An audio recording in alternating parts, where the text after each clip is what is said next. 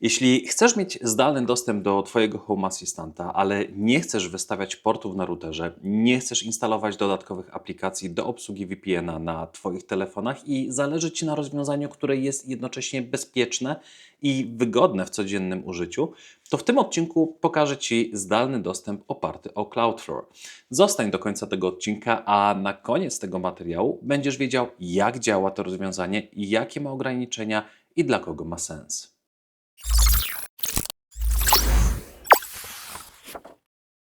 Cześć, z tej strony Michał z kanału Domo Smart, gdzie technologia łączy się z codziennością.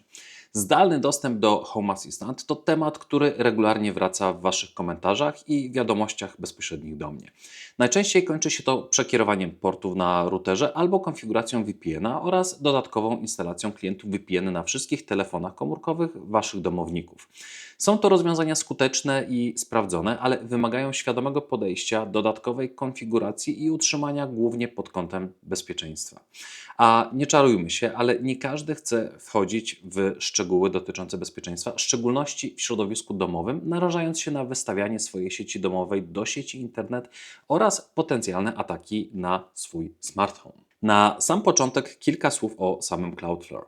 Cloudflare to globalna platforma sieciowa, która udostępnia bardzo wiele usług, z którymi zapewne spotkaliście się korzystając z sieci internet na co dzień i nawet o tym nie wiedząc.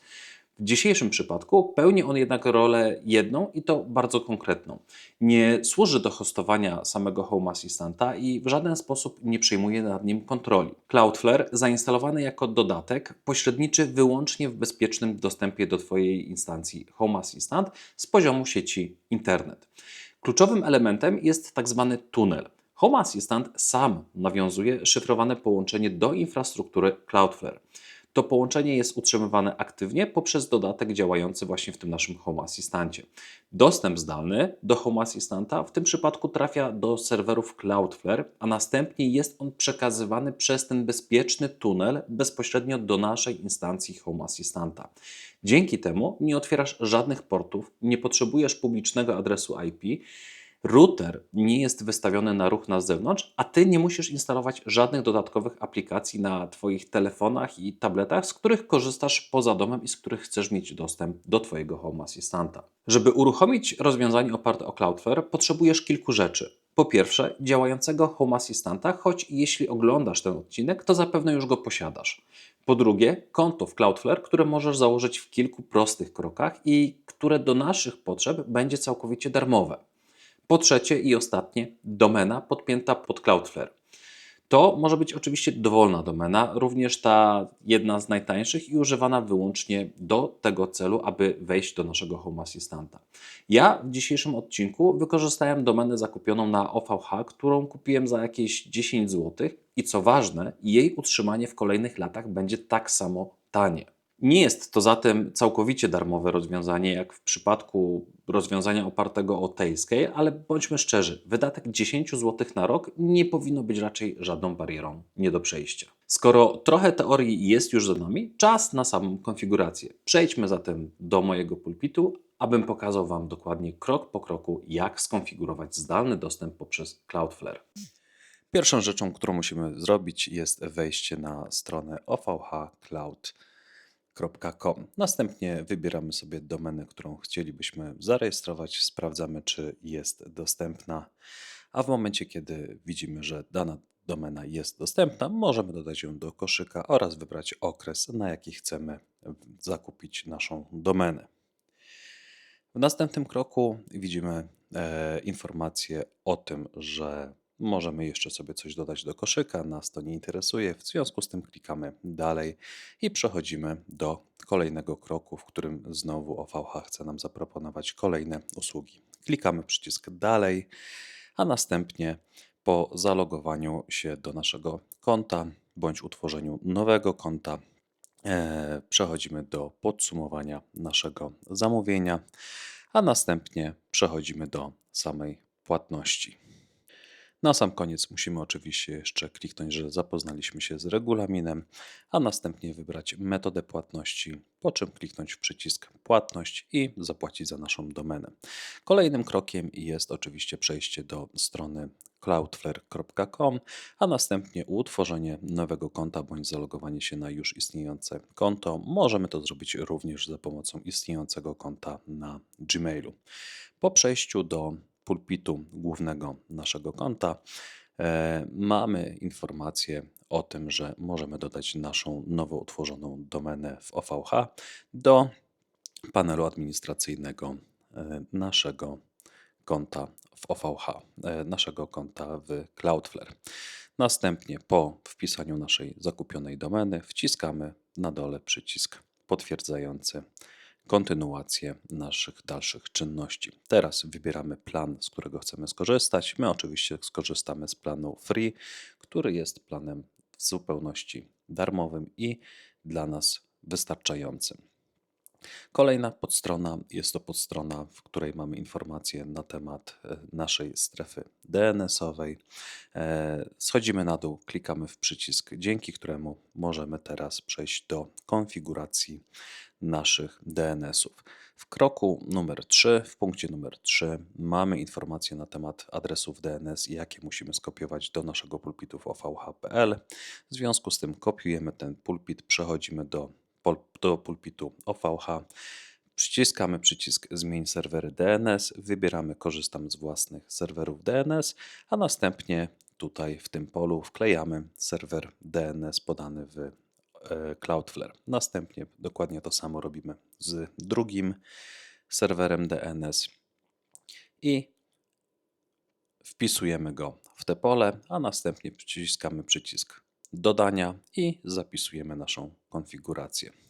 W tym momencie oczywiście klikamy jeszcze przycisk zastosuj i teraz musimy poczekać od kilkudziesięciu do kilku godzin na rozpropagowanie się nowych DNS-ów w sieci internet, aż Cloudflare załapie nowe DNS-y u siebie w panelu administracyjnym. W moim przypadku trwało to niedługo, było to około 30-40 minut. Dostałem na maila powiadomienie o tym, że DNS-y są już widoczne w Cloudflare.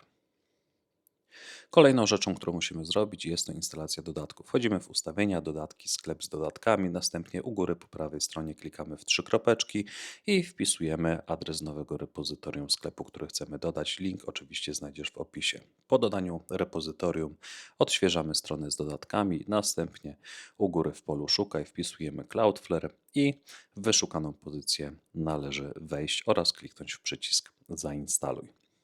Po zainstalowaniu naszego dodatku możemy przejść do zakładki dokumentacja. Tutaj zjeżdżamy trochę na dół, a następnie kopiujemy tutaj taki wyraz external podkreśnik hostname. Następnie wchodzimy do dodatków File Editor bądź innego do edycji plików, jaki posiadacie zainstalowany u siebie i wchodzimy w edycję pliku configuration.yaml. Na samej górze pod default config wpisujemy, wklejamy te nasze wyrażenie external.hostname, a następnie wpisujemy domenę, którą zarejestrowaliśmy, poprzedzoną kropką oraz wyrażeniem, pod jakim chcemy mieć dostępny nasz Home Assistant, na przykład ha.domosmart.ovh. Następnie przechodzimy w narzędzia deweloperskie i klikamy uruchom ponownie Home Assistanta.